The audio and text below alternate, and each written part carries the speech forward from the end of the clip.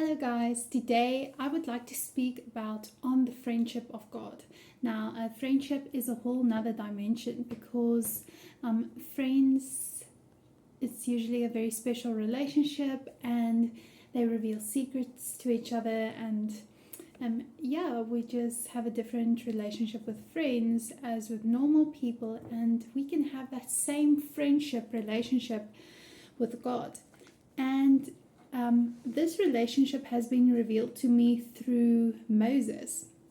Okay, so the friendship of God started with Moses when he entered the call of the burning bush. So when the angel of the Lord appeared to him through the burning bush, it did not make the call of God easier, even though Moses resisted. God did not relent his calling, and as a matter of fact, Moses' situation was so unique because he had been under Egyptian education his whole life. He was actually the perfect person. Moses said, I am unqualified. No, he was not. He was qualified. Moses might have thought he was unqualified because maybe he felt guilty about killing that Egyptian, and he ran away, but God found him.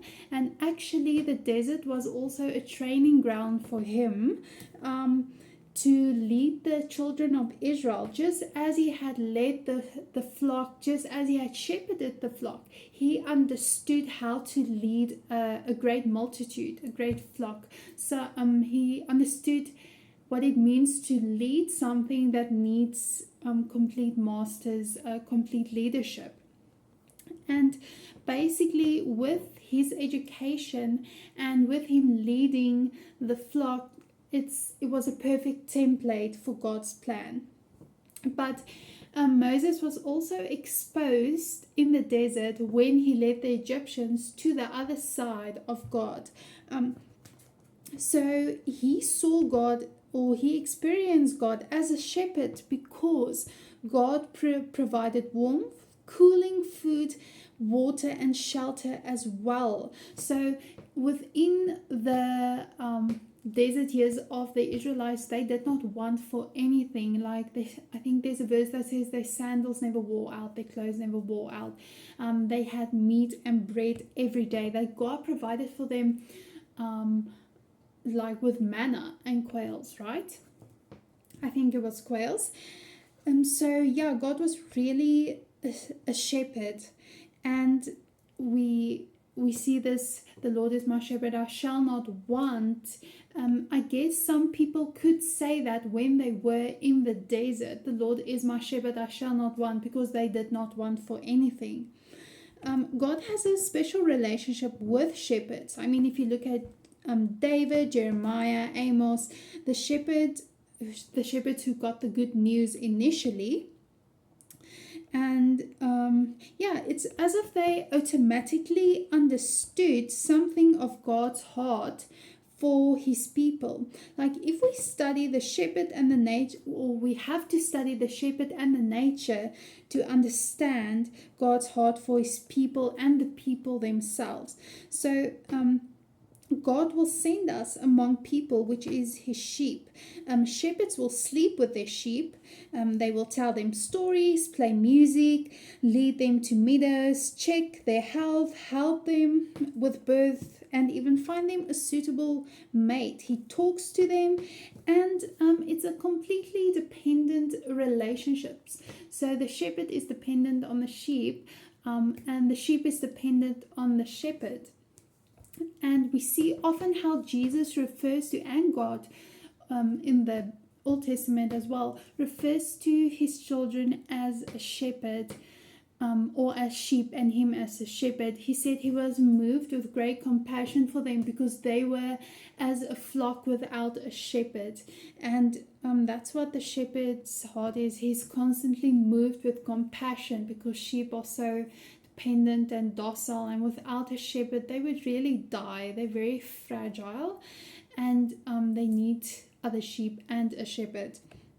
So actually, it's so interesting. I am reading this book now for a book club, and it's the sheep who the shepherd died, and they're wanting to know what happened to the shepherd. So they're trying to solve the case. So they really cared about their shepherd, and they want to know what happened to him. And that's us. If we have a relationship with our shepherd, we would like to know, okay, God, why are you quiet today? What's happening? Or how did you feel when this happened? We would really care about our shepherd. Now, we are not perfect sheep, because Jesus predicted the scatter of the disciples. When he died, he said, I will strike my staff and the sheep will scatter. I might be wrong. Okay, but yeah, if we submit to God as sheep, we will experience his friendship and care. And if we act as a shepherd, we will experience his care and compassion for people. And the sheep knows his voice. So he was the perfect shepherd. So we can submit under him, and we will experience that level of friendship and care. But in the same light, we are also shepherd, or called, we can be called to be shepherds, and then we can experience his compassion for people.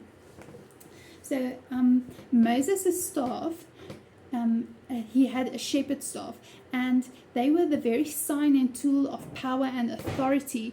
And Jesus also uses his staff.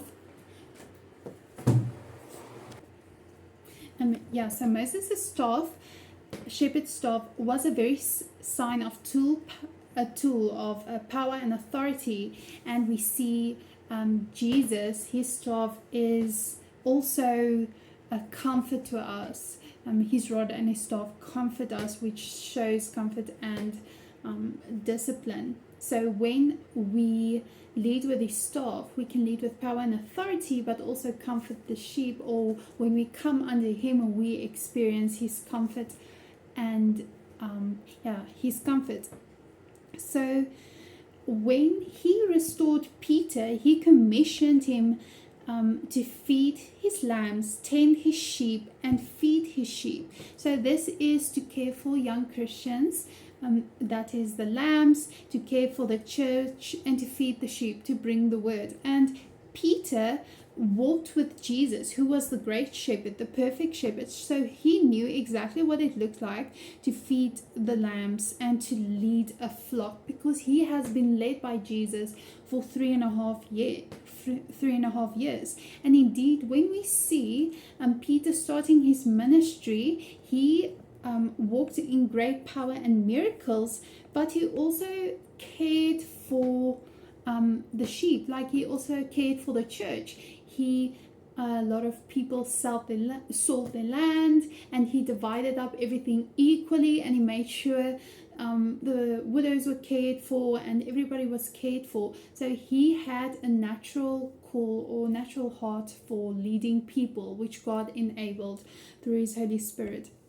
So Jesus was the perfect shepherd, and he was the perfect lamb. He not only cared for the church, but he died as a lamb for the rest of the sheep. I guess that's why he liked Abel so much, because Abel's offering so much, because maybe Abel understood Jesus as a shepherd and a lamb. He understood both how much he cared for his flock, and also what great sacrifice would be made. So yeah.